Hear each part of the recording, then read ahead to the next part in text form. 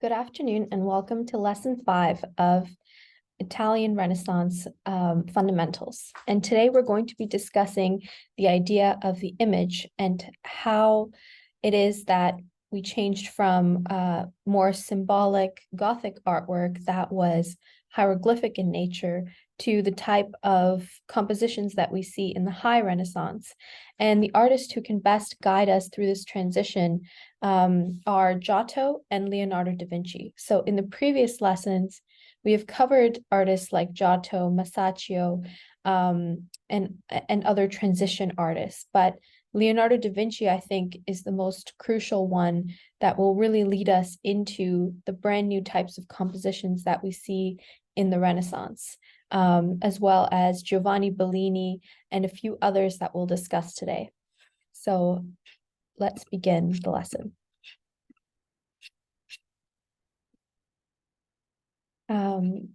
So the way that we look at images today is we take it for granted how they look because we have cameras and we have been exposed to different types of art from all over the world our entire lives. We also have TVs, we have movies, but the types of images that an individual during the Renaissance would have seen would have been a lot more limited. And so the innovations that I'm talking about today are actually would have been a lot more shocking to them.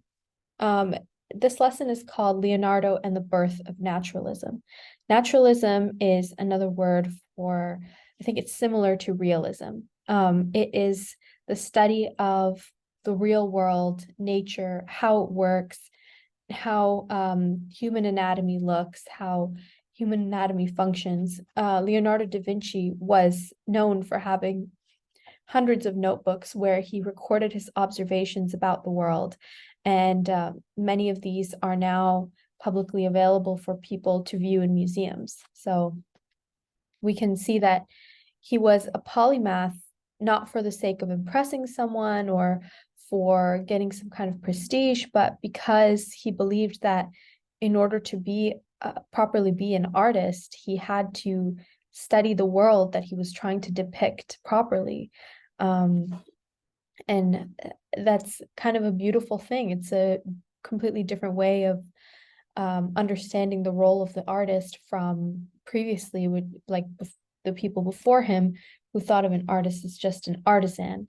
And if you recall from previous lessons, Alberti was the philosopher and scholar who wrote about humanism, and he suggested that the artist, unlike the artisan, belonged in the liberal arts and was a part of the humanist tradition because creating an art piece was not merely about rendering reality or rendering images in some technical way, but it was also about rhetoric and poetry, and it was an intellectual endeavor because the way that an artist depicted a story or an idea was unique to his way of thinking and his view of the world. He had to compose the story with his limited medium. And we'll see some examples of that today. So the first painting that we're going to look at is by Jan van Eyck. It's called the Arnolfini Portrait, painted in 1434. And it is an oil painting. So all the paintings we've looked at so far have been largely Eyck tempera paintings. Flemish painters were noted as the pioneers of oil painting. Giorgio Vasari, who's one of the most important historians of this time period, credits Jan van Eyck for inventing oil painting, but there were many other artists during this time period who were already beginning to experiment and using oil painting. So briefly, the difference between oil painting and egg tempera is very simple. Egg tempera mixes the pigment with egg yolk as the medium, whereas oil painting uses oils as the medium to mix the pigment. And remember, paint during this time period would have been ground by hand by apprentices in the workshop, and it would have come from real minerals from the world. The differences are that egg yolk is opaque and dries very quickly. Oil paint is translucent, And so many layers can be added one on top of another. It takes many hours or days to dry. This means that artists can paint alla prima, which means wet on wet. They can continually add and change the colors even after they've added them onto the canvas. And this is very different from egg tempera, which is opaque, because they would have to, with egg tempera, you have to pre-mix all of your colors on the palette and only use those when you put them down on the canvas. And because it dries so quickly, it's more permanent and there's less room for experimentation. So oil painting lent itself a lot more to realism. And if you have oil paints or pigment at home, you can try and experiment yourself. And if you are artistically inclined, you'll find yourself too. I found this to be true, that it's a lot easier to paint things like flesh with oil paint, or like intricate material, because you can get the gradations a lot more easily. So in this painting is actually interesting for many reasons. First of all, it's an oil painting. And second of all, look how realistic it looks. It's a lot more true to nature compared to some of the other images we've looked at from the early Renaissance already. You can see that also it doesn't depict a religious scene. It doesn't depict Mary and Jesus, or, a story from the Bible. It depicts just two people who are, an Italian couple who are getting married, or this is their marriage contract in painting form. So the painter, the artist, was seen as a kind of witness to the event. And instead of having a contract that would be signed, they might have used this painting as evidence that they took their vows and got married. He's kind of like an eyewitness. And then the mirror in the background shows another witness to prove that there were two witnesses present, so making the marriage valid. And the dog represents fidelity. It's obviously a very wealthy couple based on the decorations and doors. And I think what's amazing about the oil painting medium that we can learn from this painting, is how realistic the fur has been made to look on the man's coat, how realistic the flesh tones are, so that it looks almost molded. All of these little details can tell you that oil painting has really dramatically shifted the way that people understood that they could paint. It's almost as if now a window, what some scholars used to call a window into another world, was created using the canvas. So people saw this kind of image as a kind of magic, because they would have never seen an image. They didn't have photographs or anything like that. They would have never seen an image that depicted and reflected the real world so faithfully. And that's what made this painting so exciting. So now let's contrast it with a painting done in egg tempera, so that we can really understand how egg tempera changed the way that artists could paint. You can see that all of the colors are bright in the same way throughout the painting. So the characters in the background coming down this alleyway, their hats and their shirts and everything are, just as bright as the characters in the foreground. So normally when you look at the world, the colors that are closer to you appear brighter and more saturated than those that are really far away. And that's because you can't see them as clearly. But these are laws of optics and of vision that someone like Leonardo da Vinci studied in great detail, but would have been a very new concept. So that's what naturalism is about. With egg tempera, artists were encouraged to, because the pigments were so expensive, they were encouraged to make the pigment as bright and saturated as possible wherever they used it, to show off the patron's wealth when the painting was unveiled. And also, but what this did was create a very flat painting that didn't distinguish foreground from background, and it didn't give it might have given it depth by adding perspective. So in lesson 3, we talked about the laws of perspective, but it didn't add perspective using color. So it was still missing some of those laws of vision and optics. And you can see that because of this, even though the painting is very beautiful, it looks very flat. So we can't say that this painting is better or worse than the Van Eyck oil painting, for example, because in reality, both paintings have their own type of beauty and their own interesting qualities to them. It's just that, as the artist discovered the laws of nature and became more familiar with them, they could manipulate and create illusions in their artwork to make these laws work even in the realm of the painting. And this created entirely different images.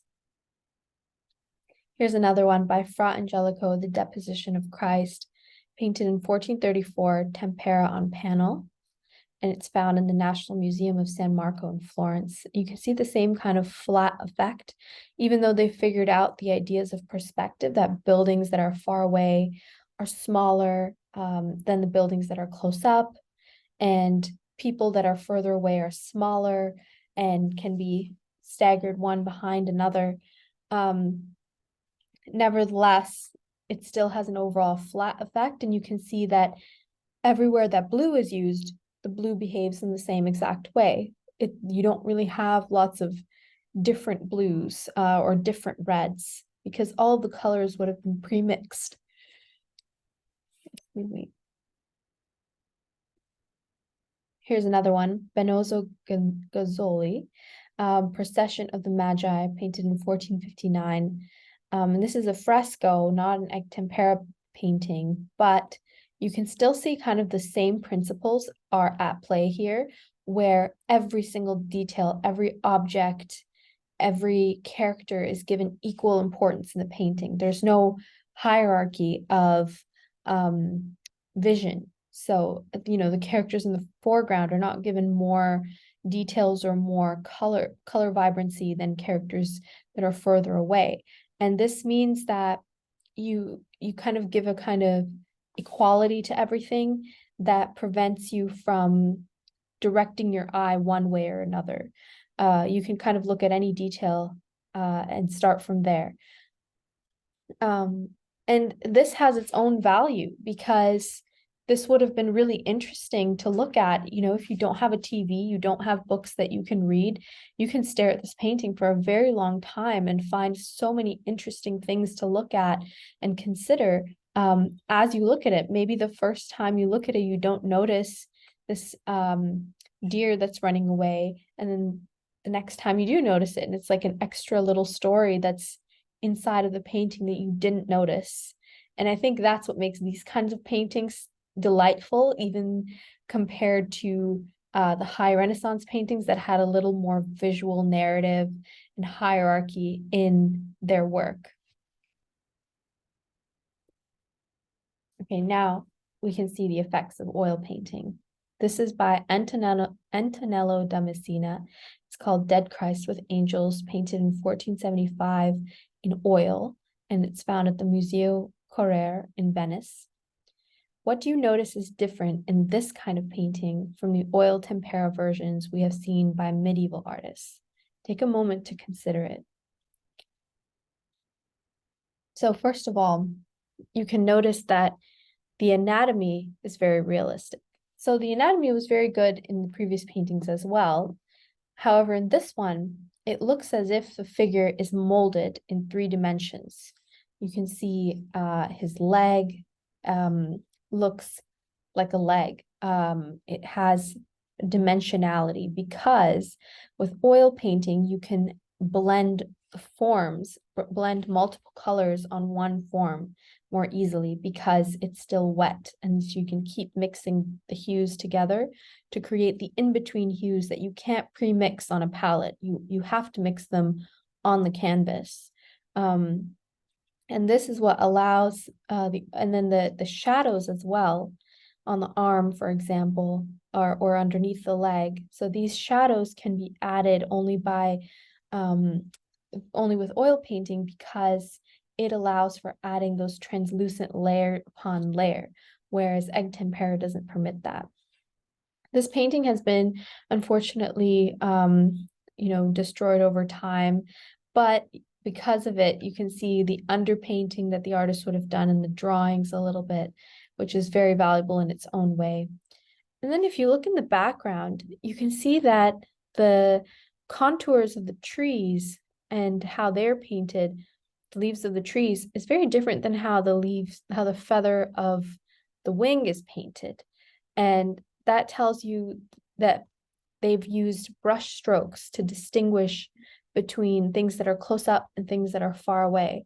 So differences in brush stroke would only be possible with oil painting and not with egg tempera, because oil painting once again allows for layers, whereas egg tempera does not.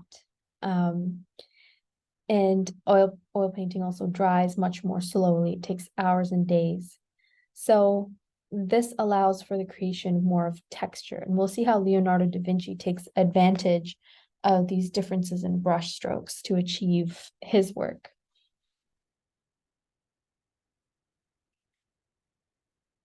So now let's consider two different ways of showing the same story. What do you notice is different about the drama of these two images depicting the Annunciation? So the first one is by Antonello da Messina, the Annunciate Virgin, painted in 1476, oil on panel. And it's found in the Galleria Nazionale della Sicilia in Palermo. You can notice that you are looking directly at the Virgin, and her hand is slightly raised. Her eyes are modestly turned away. She has a book in front of her, and her face is molded like a sculpture and has a much more calm expression. And on the right, you can see a painting by Fra Angelico called The Annunciation, painted in 1445. It is a fresco, and it can be found in the convent of San Marco in Florence. In this one, you can see both the angel Gabriel and the Virgin in the same frame. And this is how it's usually painted. In fact, before the Damascena painting, all of the images would have looked very similar to the Fra Angelico version, where you have the Gabriel and the Virgin shown in kind of a profile view, where you can see them both, and they're in a room or in a courtyard or somewhere. And this was the normal way of painting them. So how is it that the artist Antonello da Messina figured out that he could turn this image 90 degrees and exclude Gabriel entirely from the image and focus just on the Virgin and still tell the same story? And it's quite powerful, because the way that Antonello has painted this story puts the viewer in the company of the angel, as if she is looking, as if we're in the scene and a part of it. And this is actually a very radical idea at this time period. And of course, it's interesting then to consider, where did this come from? How could artists just suddenly start thinking like this? Was Antonello some kind of genius? Was he alone in the way that he thought about images? And you'll find the answer is really interesting. Something caused artists to see the same traditional stories in a completely different way than they had been depicted for hundreds of years.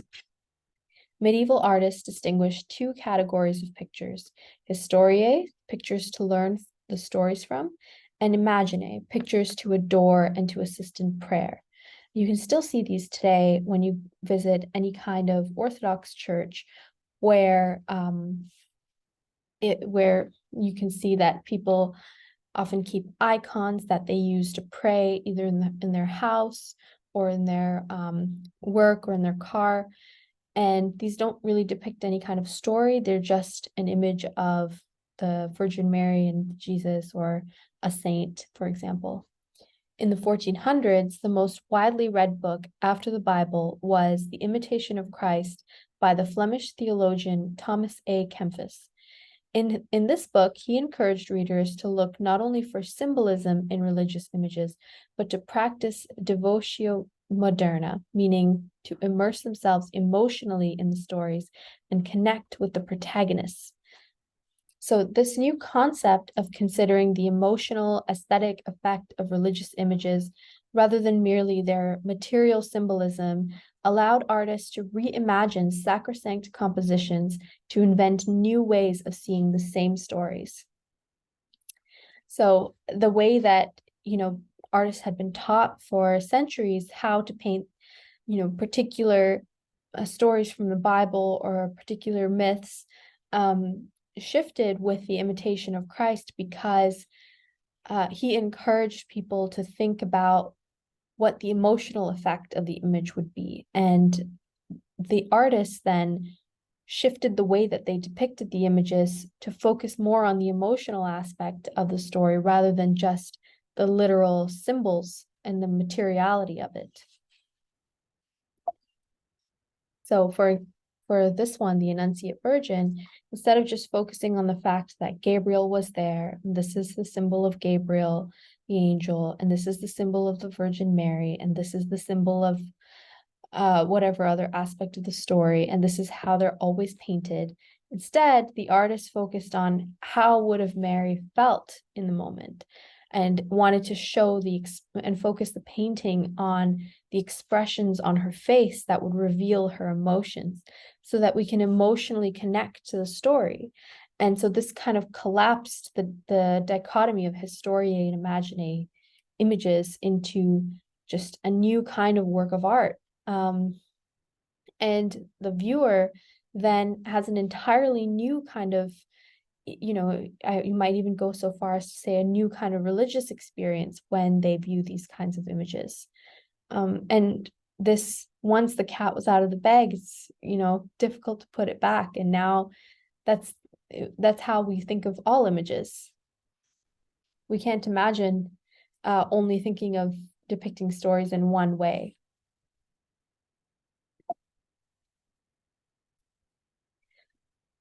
So naturalism was also influenced by the Flemish artists, in addition to them introducing oil painting. Because they experimented with oil painting, they were the first to experiment with naturalism, and naturalism began with landscape details. So this is a great example of that. So this painting is by Rogier van der Weyden. I'm sorry if I pronounced these names wrong. It's called The Entombment, painted in 1450, and it's oil on panel, and you can see it at the Uffizi Gallery in Florence. So you can see in this painting, all of the flora and fauna at the bottom of the painting have been painstakingly depicted with great detail. And I've zoomed in for it here in the detail. It's as if this artist went into nature and drew from nature into his sketchbooks to plan this painting. He had to understand how these plants looked in real life in order to depict them. In fact, even the castles in the background are shown with great detail and clarity. So this was, of course, permitted by oil painting medium, but also there's a shift in the mindset of the artist that he was someone responsible for showing the natural world to his viewers. Here's another example by Piero della Francesca. It's called The Madonna and Child with Saints. It's also called the Montefeltro altarpiece, painted in 1479, oil and tempera on panel, and it can be seen in Milan. So I just love looking at the stone details on this painting. Clearly, this artist went to architecture and sculpture to understand how light plays on these different materials in order to depict it properly. And it's fascinating how realistic the artwork has become just by the change of medium and the change of mindset. This is by Giovanni Bellini. It's called San Giobbe altarpiece, painted in 1478. The light in this painting is a character of its own because the oil painting allows the different colors to be managed properly, so they all respond to light in the same way, and so light can behave the way it naturally does. And another interesting thing about this painting that corresponds to the idea we saw with Antonello da Messina and the Imitation of Christ is that this Annunciation of the Virgin normally takes place in some kind of heavenly, otherworld plane that is not really set on earth or any place that a human being would recognize. But this painting is set in a church, and it's a place that people could imagine walking into or imagine having seen before. And so this really illustrates the idea of like modern kind of worship where people emotionally connect with the painting, with the story better by imagining that they can participate in the story. So just like how Antonello da Messina painted the Annunciation as if the angel Gabriel was in the company of the viewer. So in this one, it's as if we are in the room with these characters and we can participate in what they're doing because they're so lifelike and the room itself is so familiar. Of course, we are looking up at them, so it's not too familiar. There's still a level of respect that is maintained.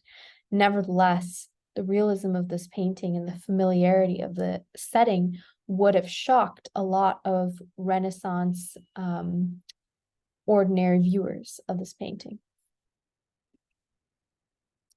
This painting was perhaps the most interesting example of naturalism, as well as the idea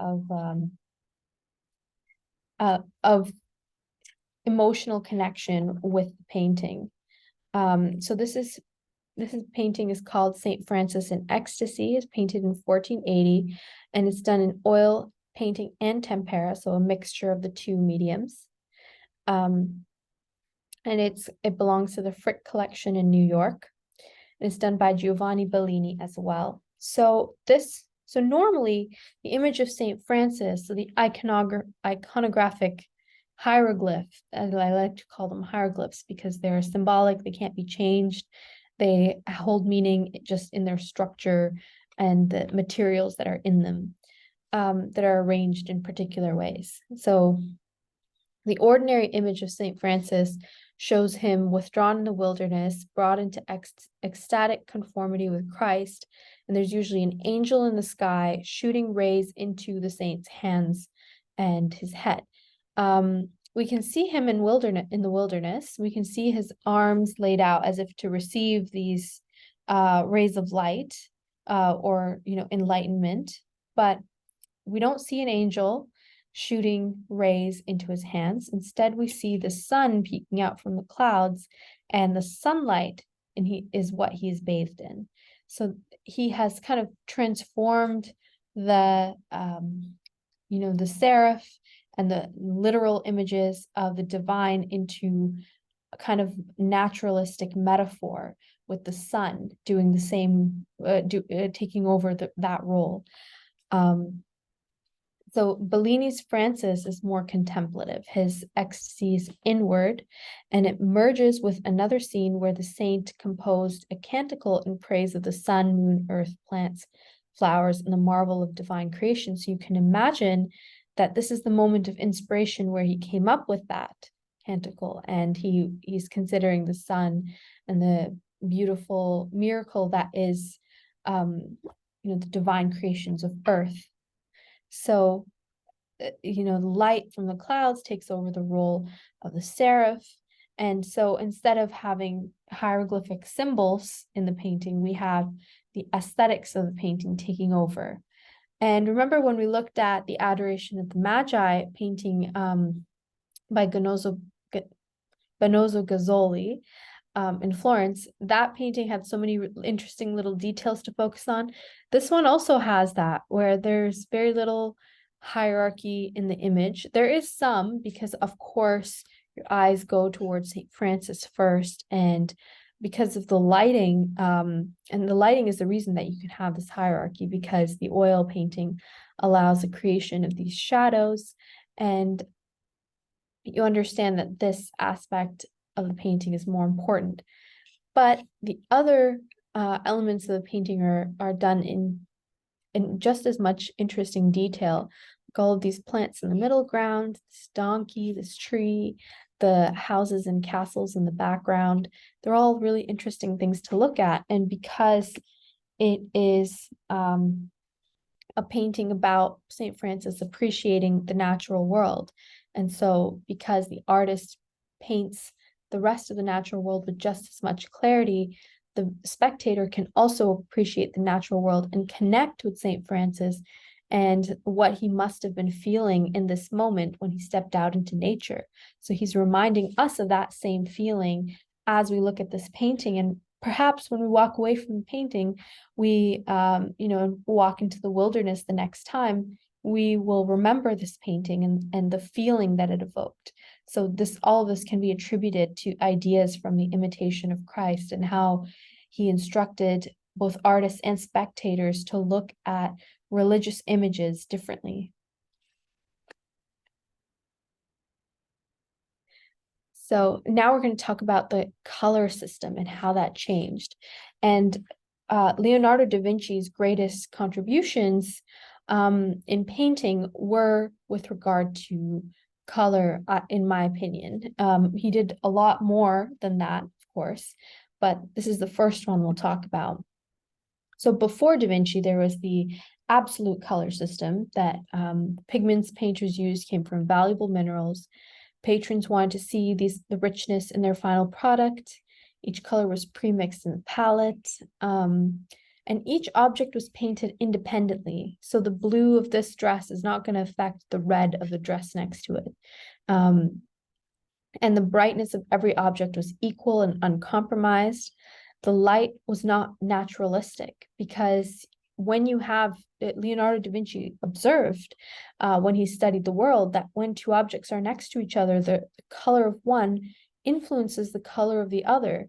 You might think that this is ridiculous, but when you match your clothes, or when you put something really bright red next to something that is black, the redness will affect the black. It will shine onto it when you look at it. And when you look at paintings by Johannes Vermeer, you'll see this effect quite often, because he uses the color of one object to create the underpainting of the other, and that creates such a rich and beautiful and realistic effect to his paintings. So in this in this Eyck tempera painting that's done with the absolute color system, you can see that no one color of an object affects an adjacent one. They're all done independently. The opposite of this was the chiaroscuro method. So it was an entirely new way of understanding color, thanks to the invention of oil painting. First of all, he noticed that the absence of color was the absence of light. That without light, you can't see color. You might be able to see some contours if there's a little bit of light, but you need a certain amount of light to be able to see color. And he was absolutely correct. When we study the visual system in the eye, you actually cannot see in color when there is very low light. And that's because you have two types of cells in your eyes that perceive the world, perceive light. So one is a cone and one is a rod. So the cones are all concentrated in your fovea, in the center, and the rods are all on the periphery. And rods are better at perceiving light, so they can see even in low light conditions, but rods can only see in black and white, whereas cones can see in color, but they require a lot of light to perceive anything.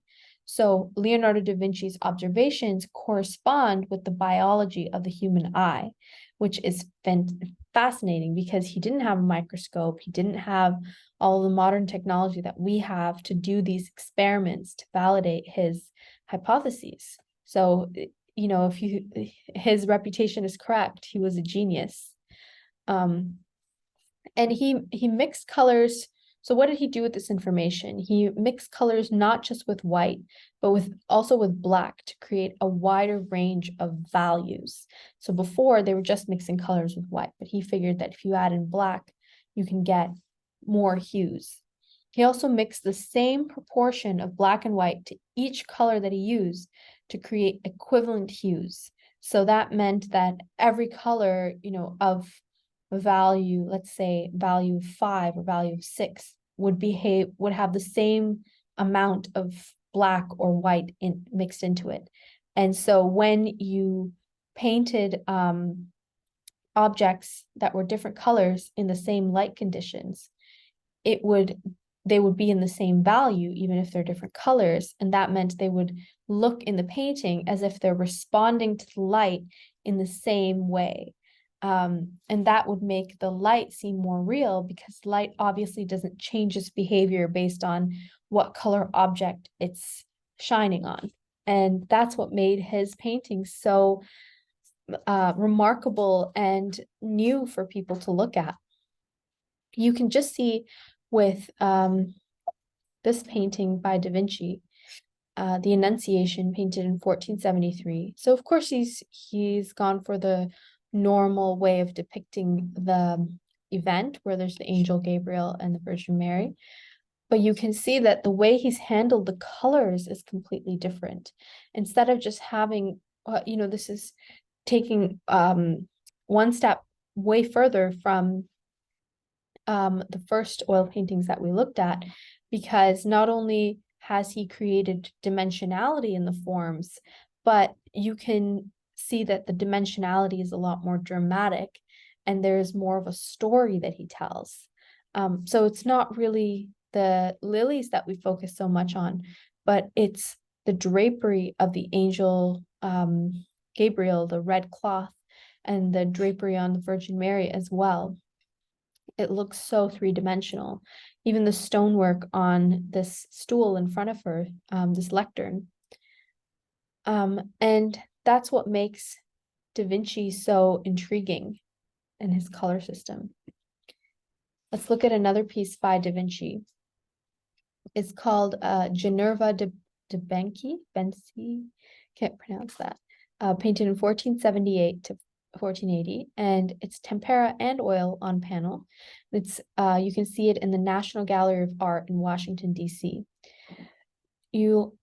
There are a few things to notice about this painting. It just looks like an ordinary woman in front of a landscape, but there are a lot of new things that Leonardo da Vinci did in this painting that are so fascinating when you consider them. So first of all, the character looks as if she is molded out of stone. It looks like she is three-dimensional, and that's because he has captured the way to paint the shadows on her face and on her neck. Because of his color system, he makes her skin respond to light as if it's responding to real light. His light behaves more realistically, and that's why it looks so solid. And you can see also that the hairs on the front of her face look very sharp and detailed and realistic, whereas the trees and the bushes in the background are very faded. So he's done also that technique of varying the brush stroke to create this difference between things that are close up and things that are further away. So he's understood that things that are closer to the spectator are going to be more detailed than things that are further away.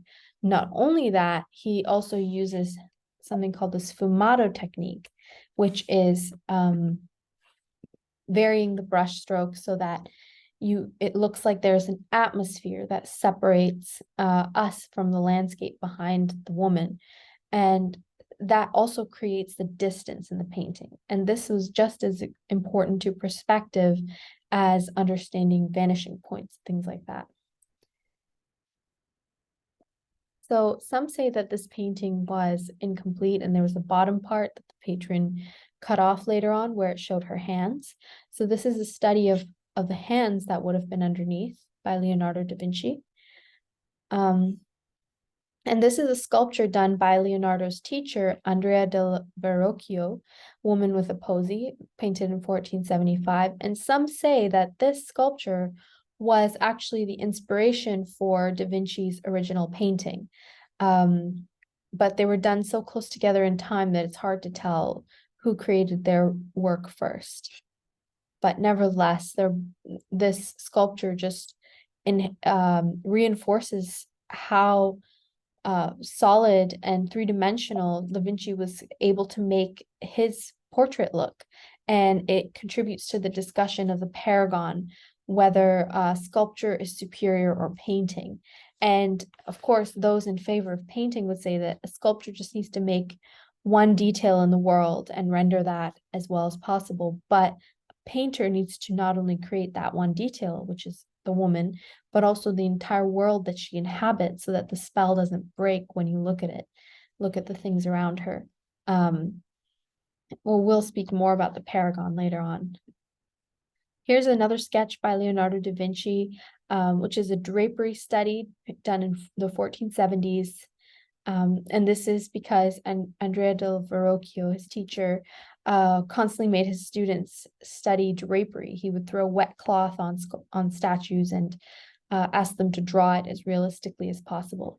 So if you've noticed, artists have gone from studying master paintings from previous generations and from altarpieces and architecture to actually drawing from nature. And this is the shift that allowed for the creation of artists like Da Vinci.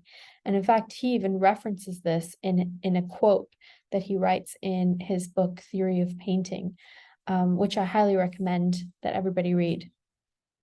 And it's available online, I think, through Gutenberg. So this is another painting by Antonio del Poloilo. It just shows, how advanced in anatomy and in depictions of the natural world that artists were getting in this time period in the late 1400s. And we'll finish with this quote from Leonardo da Vinci.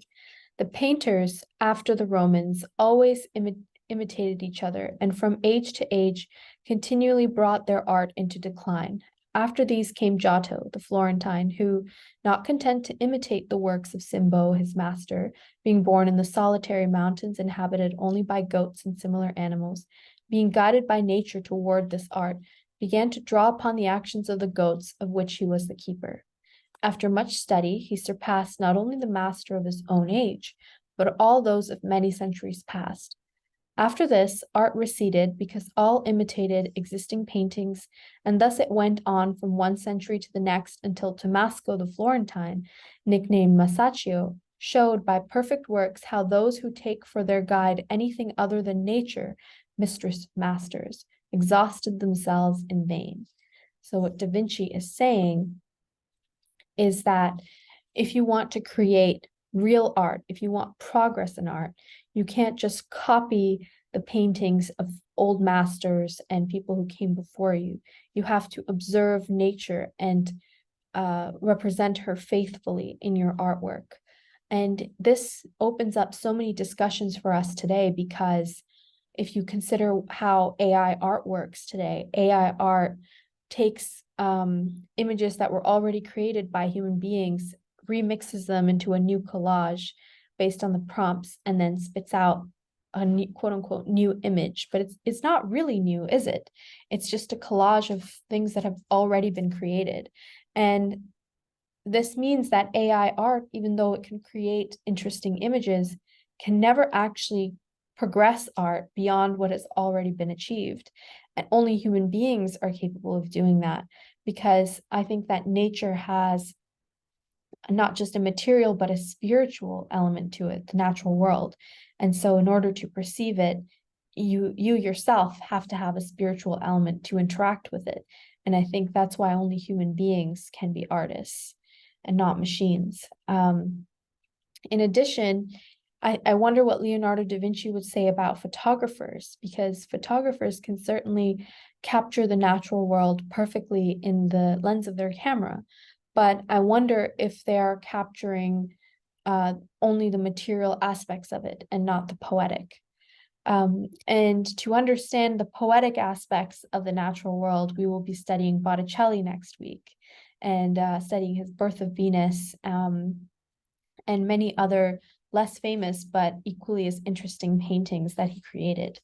So I hope you enjoyed today's lesson, and if you have any questions, I would love to answer them in an email.